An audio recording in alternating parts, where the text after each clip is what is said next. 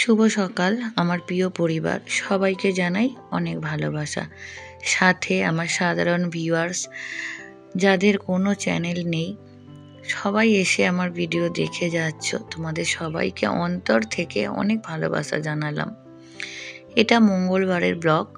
মঙ্গলবার সকালবেলায় দাদাভাইকে নিয়ে হাসপাতালে চেক আপের জন্য যাওয়ার ছিল। যেহেতু ব্লাড টেস্ট করিয়েছিলাম, ব্লাড টেস্টটা 15 দিন হয়ে গেলেই আবার নতুন করে করতে হয়, আর সেই কারণেই ওটা 12 দিন মতন হচ্ছিল বলে নিয়ে যাব বলে ভেবেছিলাম। আর এখানে দেখো স্বামী গাছটা বাইরে করে দিয়েছি, ঘরে রোদ লাগছিল না, আর ওখানে একটা তুলসী গাছ লাগিয়েছি। আর এই যে গাছগুলো দেখছো, এগুলো সব বাপের বাড়িতে পাঠাবো বলে তোমাদের দাদা ভাইয়ের খুব শখের গো, এই কটা গাছই রেখে দিয়েছি, বাকি সব গাছ নষ্ট হয়ে গেছে।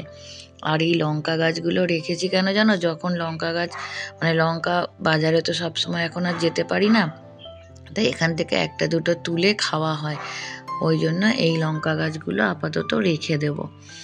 তা সকাল সকাল তৈরি হয়েই গিয়েছিলাম খুব সুন্দরভাবেই, আর দাদা ভাইকে ভেবেছিলাম রেডি করে নেব, ঠিক 9:30টার সময় ডাকবো, তার আগে উঠতে চায় না, রেগে যায়। এখন আবার মেরেও দেয় রেগে, বলছি না যে মেরেছে বলে, আমি জানি ওর কষ্টটা কতটা, আর সেই কষ্টের জন্যই এখন রেগে যায়, মেরে দেয়, সেটা কোনো না, মানুষটা ভালো থাক।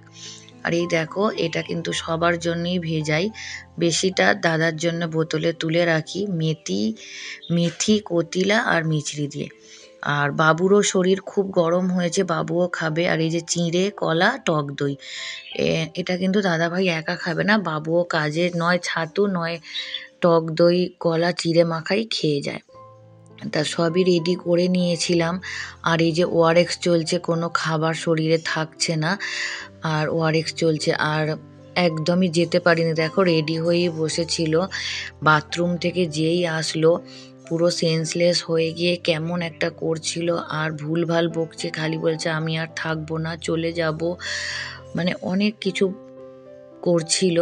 পরে একদিন তোমাদের সব বলবো, ভয়েস দেবো, দাদা একটু সুস্থ হোক। তারপর চৈতালিকে আর বাবুকে পাঠিয়ে দিয়েছিলাম রিপোর্টগুলো নিয়ে, আর দাদাভাই একটু নর্মাল হতেই আমি ওই সবজি সিদ্ধ, পালং শাক, চাল ডাল একটু দিয়ে ওই গলা গলা করে 2 থেকে 3 চামচ খেয়েছে, আর খায়নি। তারপর একটু বিকালের দিকে নর্মাল হতেই ফল দিয়েছিলাম, তাও ফল ওই একটু খেয়েছে, আবার রয়ে গেছে। তা এইভাবেই ওদিনেও দাদাভাই একটু হলেও খাবার পেটে গিয়েছিল। আর এটা হচ্ছে বুধবার দিন সকাল থেকেই কিন্তু বমি শুরু হয়ে গেছিল। আর এই ভাইটাকে ডেকেছিলাম দাড়ি কাটার জন্য, ও কিন্তু আর দাড়ি কাটতে পারবে না বলে দিল। দাদা ভাইয়ের স্কিন খুব নরম হয়ে গেছে, তোমরা সবাই জানো দাদা ভাইকে দাড়ি আমি কেটে দিতাম, তারপরেই বলেছিলাম যে স্কিন নরম হয়ে গেছে বলে ভয় পাচ্ছে। তা ওই জিলেটের কিনতে বলেছিল, কিন্তু এই মুহূর্তে তো ওটার অনেক দাম, তাই না, ওই জন্য না কিনে ওকেই ডেকেছিলাম। তা ও বললো আর কাটতে পারবো না দিদি। তা চেয়ারে বসে বসেই দাদাভাই কিন্তু অসুস্থ হয়ে পড়েছিল, কেমন একটা করছিল। তারপরে ওখানে আর গা না মুছিয়ে ঘরে দেখো নিয়ে চলে এসেছি, এটা বুধবার দিন, ভালো করে গা মুছিয়েছি। দাদা ভাইয়ের সমস্যাটা কি হচ্ছে জানো, এক তো যে নারায়ণী থেকে ওষুধগুলো দিয়েছিল, এত কড়া পাওয়ারের ওষুধ, বাবু যখন দোকান থেকে কিনে আনতো, বাবুকে বলতো দোকানে, ওর তো যে দোকানেও থাকে, যে এত কড়া ওষুধ তোর বাবাকে কেন দিয়েছে, এটা তো মানুষের নার্ভসগুলো, সেলগুলো শুকনো করে নষ্ট, নিস্তেজ করে দেয়, তো এই ওষুধ বন্ধ কর। তার যে দাদাও আমাদের প্রথম থেকে এগুলো দেখে, সেও কিন্তু এসে বলেছিল, মঙ্গলবার বিকালে উনিও এসেছিল, বলেছিল যে ইমিডিয়েটলি বৌদি এই ওষুধগুলো আপনি বন্ধ করে দিন। তা ওই ওষুধগুলোকে কিন্তু আমি বন্ধ করে দিয়েছি, কিন্তু যে ক্ষতিটা হবার তো হয়ে গেছে। আর যে দাদা ভাই ব্যাগ লাগাতে এসেছিল, উনিও বলেছিল যে এনার শরীর অতিরিক্ত হিট হয়ে আছে, ওনাকে প্রচুর পরিমাণে ঠান্ডা খাওয়াতে হবে, যার জন্য এত বমি করছে, কোনো খাবার নিতে পারছে না। আর শরীরে কোনো খাবার না গেলে এমনিতেই দাদা ভাইয়ের যে ব্যাগটা লাগানো, সাথে সাথে পটি হয়ে যায় বলে বেশি শরীরের মধ্যে খাবার কিন্তু বেশি থাকে না, 10% কি এরকম খাবার থাকে। তা এতে মানুষটা কি জোর পাবে বলো? তা এই যে গাটা মুছিয়ে দিতেই না সাথে সাথে দেখবে ঘুমিয়ে পড়েছিল। শরীরটা যে ঠান্ডা হয়েছে, শরীর ঠান্ডা হলেই আরাম পাচ্ছে। আর ভিডিও সেই মতন করে উঠতে পারছি না, মন মানসিকতাও ভালো নেই। এখন আমাদের বাড়ির সিচুয়েশানটা খুবই খারাপ হয়ে গেছে। এই মুহূর্তে আমি কিছুই বলছি না, দাদা ভাইয়ের এর সাথে আরও অনেক সিমটম আমরা দেখতে পাচ্ছি। ভুল বকছে, সমানে বলছে, কেউ দাঁড়িয়ে আছে দরজার পাশে। এগুলো দেখে ভয় লাগছে, একভাবে তাকিয়ে আছে।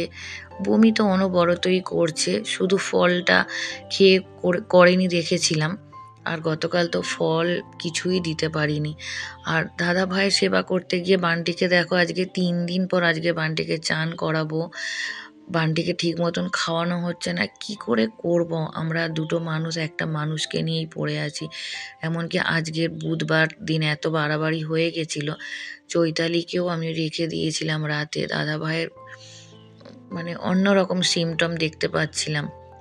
তা এখানে দেখো রাত্রি 12:30টার সময় মধুর সাথে কথা হচ্ছিল। মধুকে সব বলতে মধু বলল দাদা ভাইয়ের শরীর গরম হয়েছে, পাগুলো জ্বালা করছে বলছে। তো এইভাবেই কিন্তু ফ্রিজ থেকে ঠান্ডা জল এনে বারবার পা ধুয়ে দেওয়া হচ্ছিল। আর এটা চৈতালি, দেখতেই পাচ্ছ, ওকে ওদিন রাতে রেখে দিয়েছিলাম। সারা রাতই আমরা জেগেছিলাম। আর এই ঠান্ডা জলে পাটা ধুয়ে দেওয়ার ফলে দাদাভাই কিন্তু একটু ভালো মতন ঘুমিয়েছে। আর হ্যাঁ, আমি আর বাথরুমে যেতেও দিচ্ছি না, দাদাভাই কিন্তু যেতেও পারছে না। পটিটার ব্যাগটা আমি নিজেই ফেলে দিচ্ছি বা ঘরেই নিয়ে এসে প্যাকেটে বা বালতিতে করে নিয়ে ফেলে দিয়ে আসছি। এখন মানে এইভাবেই আমি চলতে হচ্ছে, কিছু করার নেই। মানুষটা যেভাবে অসুস্থ হয়ে পড়েছে। আর শুক্রবার ভেবেছিলাম হাসপাতালে নিয়ে যাব, কিন্তু ভেবে দেখলাম যে আর 2-4টে দিন যাক, শরীরে আরেকটু জোর আসুক, সেরম হলে মঙ্গলবার নিয়ে যাব। কারণ ডক্টরও এইরকম দেখলে কেমো দেবে না, ফিরিয়ে দেবে, সেই বেকার হয়ে যাবে।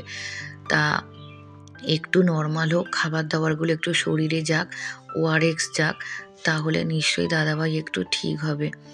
তা সবটাই তোমাদের বললাম, যা যা হয়েছে। অনেক কিছু কথা রয়েও গেল, বলতে পারলাম না, ভুলে যাচ্ছি সব কিছু। মন মানসিকতা খারাপ। অনেকেই ফোন করেছো, তুলতে পারিনি, তার জন্য ক্ষমা চাইছি। কারণ অবস্থাটা একদমই ঠিক নেই, সবটাই নিশ্চয়ই বুঝতে পারছো তোমরা। আর তোমাদের তো সব সময় প্রণাম, ভালোবাসা সব সময় জানাচ্ছি। তোমাদের পাশে থাকা আর ভরসা, এগুলো না থাকলে হয়তো কবেই তলিয়ে যেতাম। আর সবাই ভালো থেকো, সুস্থ থেকো, আর সবাই সাবধানে থেকো। আর যদি হাসপাতালে যাওয়া হয় নিশ্চয়ই তোমাদের সঙ্গে শেয়ার করব, ডক্টর কি বললো না বললো সেটাও জানাবো।